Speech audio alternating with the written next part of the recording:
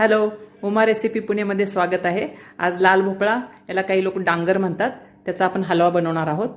लाल भोपळा म्हणजे प्रोटीनचे power house, full of vitamin A, की जे विटॅमिन ए आपल्या स्किन, आईज, हेअरला खूपच फायद्याचे असते आणि हे अँटीऑक्सिडंट म्हणजेच की इम्युनिटी पॉवर तुमची वाढते, बोन स्ट्रॉंग होतात, स्किनी ग्लो होते। तर हा हलवा आपण बनवणार आहोत। त्यासाठी लागणारं साहित्य मी आता इथे समोर तुम्हाला सांगते। हे डांगर आहे, हे किसून साधारणपणे 2 ते 3 वाटी मी 2 वाटी घेणार आहे। त्याच्यानंतर हा गूळ आहे, गूळ मी साधारण डांगर जर 2 वाटी असेल तर 1 वाटी किंवा 1.5 वाटी गूळ घेईन। आता आपण रेसिपीला सुरुवात करूया।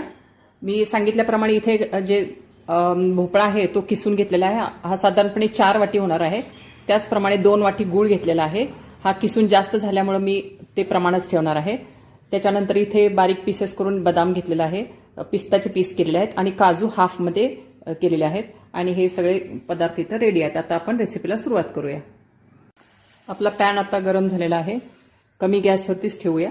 इथे मी हलवासाठी एक डिश तयार करते, त्यासाठी थोडंसं 1/2 टीस्पून तूप लावून घेते त्याला, म्हणजे ते हलवा व्यवस्थित चिटकणार नाही, फार व्यवस्थित राहील। त्याच्यावरती थोडंसं कोकोनट, जे ग्रेटेड कोकोनट आहे ते त्याच्यावरती थोडंसं स्प्रेड करून घेऊया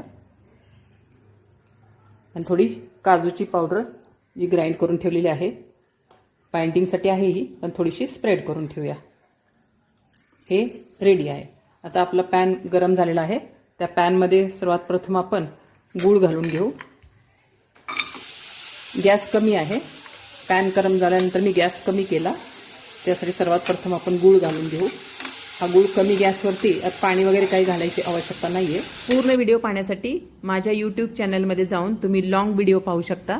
जर तुम्हाला माझ्या रेसिपी आवडत असतील तर तुम्ही लाईक, शेअर आणि सबस्क्राईब करा। थँक्यू।